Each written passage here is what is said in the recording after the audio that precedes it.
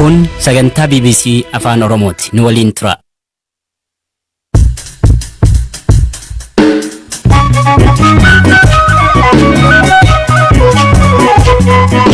Akka murtan dhaggeeffattoota keenyaa sagantaa raadiyoo BBC Afaan Oromoo kamisa galgalaa eegaleera. Kan siniif dhiyeessu ani Firaafoolii Dhugaasaadha. Sagantaa keenya har'aan marii biyyaalessaa fi marii paartiilee siyaasaa gidduutti gaggeeffamu adda addummaa maalii qaba? Mariin biyyaalessaa Itoophiyaa keessa rakkoo waan turee fi ammas waan jiruuf barbaachisaadha. Rakkoon siyaasaa jira, rakkoon hawaasummaa jira, rakkoon seenaa jira, rakkoon dinagdees jira. Qajeelfama qophiilee sirna cidhaa fi awwaalcha dhorkuun Dabra Maarqositti ba'e. Hongeen Booranaa yaaddoo guddaa uumeeru haala akkamiirra jira? Sodaan guddaan iyyuu ka'uriiti miti kan namaati. Kanaaf mootummaa yoo jiraate xiyyeeffannoo kennee waan galirratti hojjete horiif namillee laftan irraa hin baatee sodaadha. Akkasumas odeessaalee gaggabaaboo addunyaa qixeeffannee jirra. Hanga xumuraatti nu waliin tura. Bulchiinsi magaalaa Dabra Maarqos qophiileen akka cidhaa taskaaraa fi kaan akka hin gaggeeffamneef dhorkuun qajeelfama baase. Qajeelfama muddee kanarraa eegalee hojiirra oolu kana baasuuf sababni guddaan baatiiwwan darban keessa haalli dinagdee baay'ee waan miidhameef ta'u kantiibaa itti aanaa magaalichaa Yitbaara Kaawwaqaa BBCtti himaniiru. ኢኮኖሚያችን በከፍተኛ ሁኔታ ነው የተጎዳው dinagdeen keessa guddaa miidhameera lammiileen keenya hedduun wareegamaniiru isa qofa miti waraanicha ammayyuu hin dhaabbanne waraan ammoo dinagdeen ala injifachuu waan hin danda'amneef bulchiinsa naannichaa fi Goojjam Bahaa irraa sochiileen hawaasummaa akkanaa dinagdee irratti dhiibbaa uumuu waan hin qabneef cidhi hin dhorkamne garuu qophiileen cidhaa fi awwaalchaa irra darbaa guddinaan qophaa'an yoo hir'atan gaariidha yaada jedhutu jira yaadni kun gaarummaaf kan yaadamedha yoo baasii sanaan namoota miidhaman gargaarullee hin dandeenye ta'e dinagdee miidhuu haa dhiisnu jechuun mana isa tokko keessa gaddaa fi gadadoo isa kan tokko keessa ammoo cidha ta'ee waliin deemuun hin danda'amu dhugaa dubbachuuf qajeelfama kanarratti abbootii amantaa fi hooggantoota gandaa waliin ta'uun mariin kan itti fufu ta'a namni isa dhugaa jiru yoo itti himne nu hubata jennee waan yaannuuf yoo qajeelfama kana cabsite akkanaan si adamna si hiina yookaan hiina hin jennu. ይህን ቀጣለን እናርፋለን ፈታለን አንለውም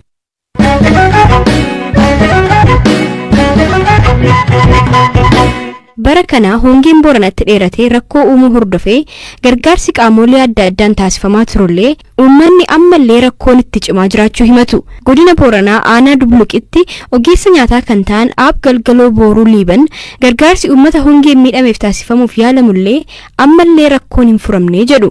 Gargaarsi hangi tokko rakkoo furee jira.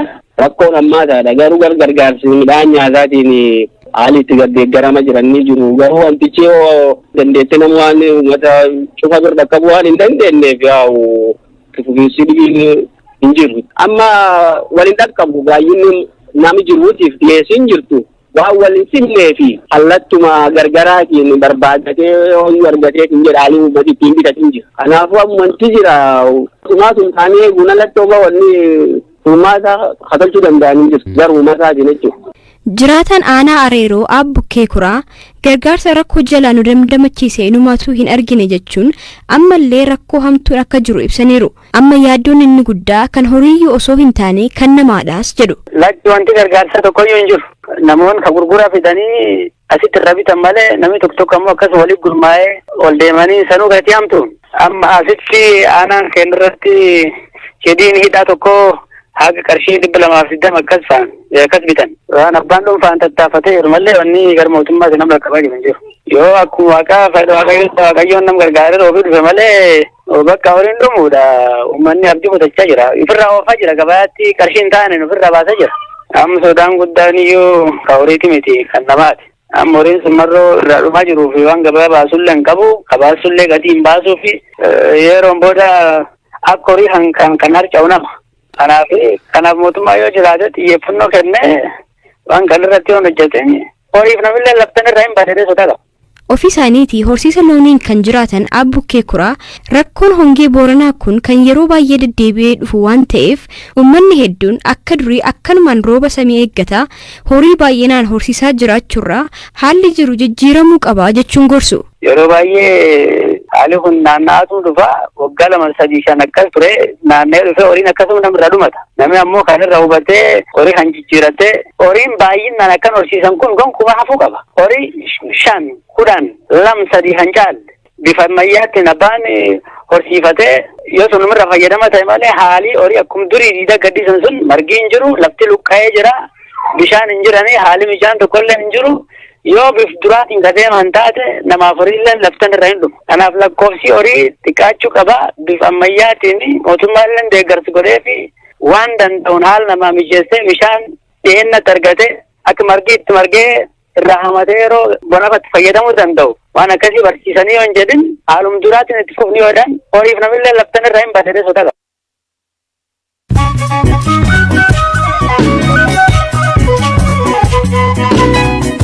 Dhaggeeffattoota keenya amma odeessaalee gaggabaaboon isin biraan ga'a. Daandiin qilleensaa Itoophiyaa balallii gara Laalibalaatti taasisuu deebi'ee eegaluu hime. Laalibalaan humnoota TPLF'n yeroo qabamteetti balalliin addaan citee kan ture yoo ta'u, humnoonni mootummaa Itoophiyaa dhiyeenya magaalicha erga finciltoota TPLF jalaa bilisa baasanii as daandiin qilleensaa Itoophiyaas imaltoota deddeebisuu akka jalqabe hime. Ministeerri maallaqaa sababa waraana kaaba Itoophiyaatti gaggeeffameen baasiin dabalataa waan isa barbaachiseef baajetii dabalataa birrii biiliyoona 122 ta'u akka ramadamuuf mana maree ministeerotaa gaafate. Baajetiin dabalataa kun nageenya biyyaa eeguuf, deeggarsa namoomaaf, lammiilee waraanaa fi walitti bu'iinsa miidhaan irra ga'e deebisanii baay'annachiisuu fi hojii mootummaa biroo raawwachiisuuf kan oolu ta'uu ministeerichi himeera. Pireezidaantiin Ameerikaa Joo Baayiden muddama Yuukireenii wal qabatee jiru hir'isuuf yeroo lammataatiif pireezidaantii Raashiyaa Vilaadimiir Puutiin waliin marii taasisuuf jiru. Hooggantoonni lamaan har'a bilbilaan waa'ee nageenya biyyoota lamaanii fi haala Awurooppaa irratti akka mari'atan Waayit Haawusitu beeksise. Taphattoonni garee biyyaalessaa Chaayinaaf taphatan tumaa akka hin tumanneef dhorkamanii. Kana malees Chaayinaan taphattoonni kubbaa miilaa duraan tumaa qaban akka ofirraa balleessan qajeelfama haaraa baafteetti. Tarkaanfichis fakkeenyummaa gaarii hawaasa keessatti uumuuf gargaara jetti Chaayinaan. Dabalataan Chaayinaan yakkamtoota qaanessuuf jecha uummata fuulduratti adabbii raawwachuu eegalteetti. Kanaanis kibba Chaayinaatti poolisiin namoota balleessaa raawwataniiru jechuun shakkii 4 balleessaan isaanii itti himamaa uummata keessa akka deeman taasiseera. Oduun har'aaf qabadhe kanuma.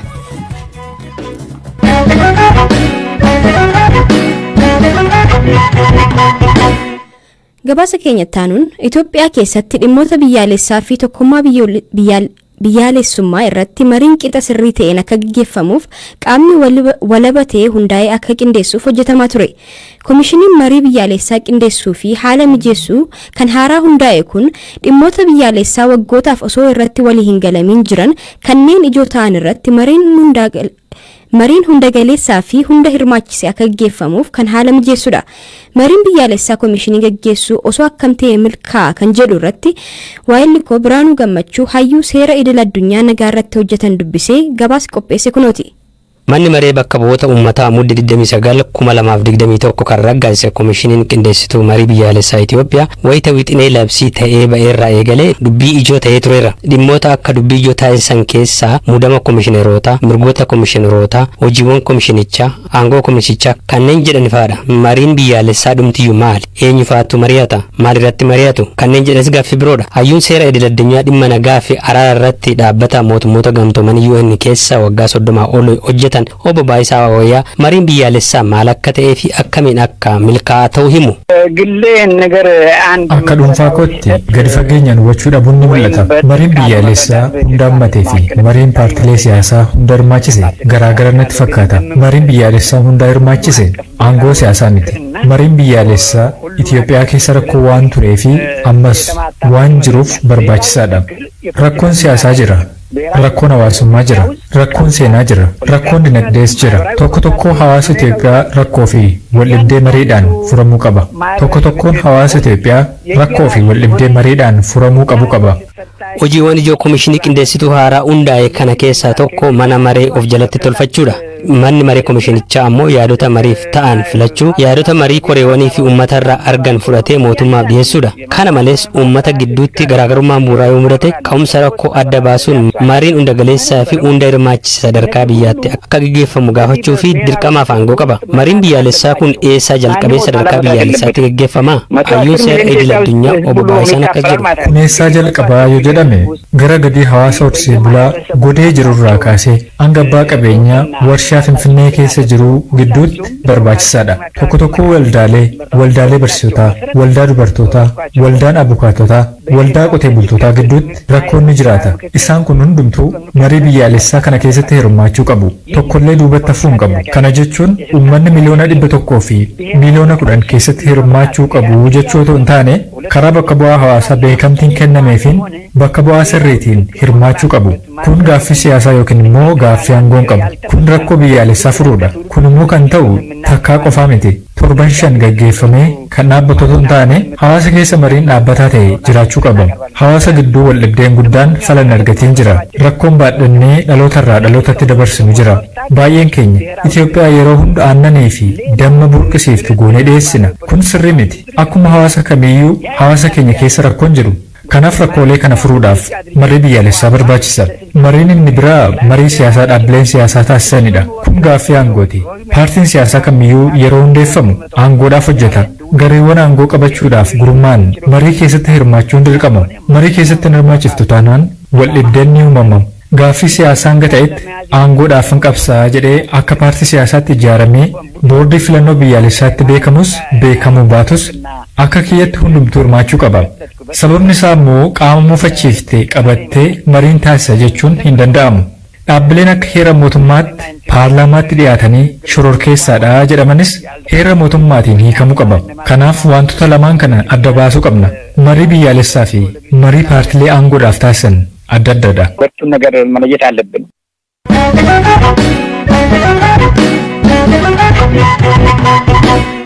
Gabaasa keenya isa xumuraarra geenyeerra paartiin Oromiyaa bulchaa jiru waldhabdee fi walhimannaa qondaaltonni dhaabichaa mootummaa naannichaa irratti dhiyeessan irratti mari'achuun waliigalteerra ga'uusaa ibse. Paartiin badhaadhinaa Oromiyaa ibsa baaseen tibban akkaataa miseensonni paartichaa fi qondaaltonni olaanoo biyyattii dhimma Oromiyaa irratti dubbatan qeeqeera. Ammayyuu taanaan gabaasa dabalataa qaba. Ibsichi bahee gaaffiin kamuu akkaataa hojmaataa fi adeemsa paartiitiin akka keessummaa hojjechuun adeemsi kanaan ala hundi dogoggora ta'uu fi hatattamaan akka dhaabbatu kallattiin taa'eera jedheera. Qondaaltonni duraantummaan miidiyaa hawaasummaa irratti ifa ba'anii qeeqaa turan lamadha. Tokko ministeera deetaa ministeera nagaa fi miseensa caffee Oromiyaa obbo Taayyee Danda'a yoo ta'an kan lammataa miseensa paarlaamaa Itoophiyaa kan ta'an obbo Angaasaa Ibraahim. Taateen gidduu kanaa hooggansa gidduu muufii fi waldhibdeen akka jiru akkasumas akkaataa dhaabichi rakkoo keessoo isaa furuurratti hanqinni akka jiru akeekaa kan jedhan jiru. Ajjechaa miseensota abbootii gadaa karrayyuu irratti raawwate mootummaan hidhattoota himatus qondaaltonni kunneen garuu osoo dhaaba miseensa biyya bulchu keessa jiranii caasaa nageenyaa mootummaatti quba qabaniiru. Himannaa isaan dhiyeessaniif qaamni mootummaa kallattiin dhimmichi ilaallatu homaan dubbanne. Dhaabichi garuu mari'achuun ajjechaa miseensota abbootii gadaa karrayyuu akka qoratamu irratti walii galamuu ibse. Dhaabichi sababa waraana kaaba biyyattii tureenii fi kaaniin dhimmoota ijoo naannichaa ilaallatan marii tolchee taa'ee furuurratti akka hanqinatti uume ibseera. Marii dhaabaa booddee obbo Taayyeen qabsoon isaanii galmatti ta'us hanqinni waan uumameef gara miidiyaa hawaasummaatti as ba'anii ibsuuf dirqamuu isaanii akeekuun barreessaniiru. Amma mari'annee jirra. Kaayyoo guddaan marichaa qabsoo daandiirraa maqe tooratti deebisuudha. Itti milkoofnee jirra. Sadarkaa hundattuu qabsoo keessoof toorri mijatuu qabaa jechuun obbo Taayyeen himan. Dhaabichis haala tibbana mul'atan osoo hin taane keessoo waltajjiirratti mari'ataa furuun akka barbaachisu hime. Rakkoo nageenya Oromiyaa keessa jiru wal qabsiiseenis hidhattoota waraana bilisummaa Oromoo kan mootummaan ABO shanee jedhee waamu irratti tarkaanfii fudhachuun akka itti fufu hime. Torbanuma darbee haleellaa hidhattoonni itti himatamaniin maatiin pirezidaantii Oromiyaa fi durataan duraanii dhaada'oo obbo Alamaayyoo Toomsaa 7 ajjeefamaniiru. Torban sadii dura immoo miseensonni abbootii gadaa karrayyuu walumaa gala 14 ta'an godina Shawaa Bahaatti ajjeefamaniiru. Ajjeechaa abbootii gadaaf mootummaan ibsa baaseen hidhattoota himatus hidhattoonni hooggansi ABO kan obbo Daawudiin ibsaan hoogganamu garuu mootummaa himatan. Ibsa dhaabichi baaseen dubbicha hatattamaan qoratamee dhugaan isaa akka ba'uu fi yakki hojjetame argamnaan gaafatamummaan seeraa dhugoomuu akka qabu walii galameera jedhe. Egaa dhaggeeffattoota keenya sagantaa keenya irraa qixeeffannee kanumaan goolabne irraa sagantaa irraa kan siniif dhiyeesse ani Firaafoolii Dhugaasaadha. Odeessaalee dabalataaf fuula Feesbuukii fi marsariitii keenya daawwachuu ni dandeessu. Halkan gaarii qabaadhaa. Nagaan bulaa.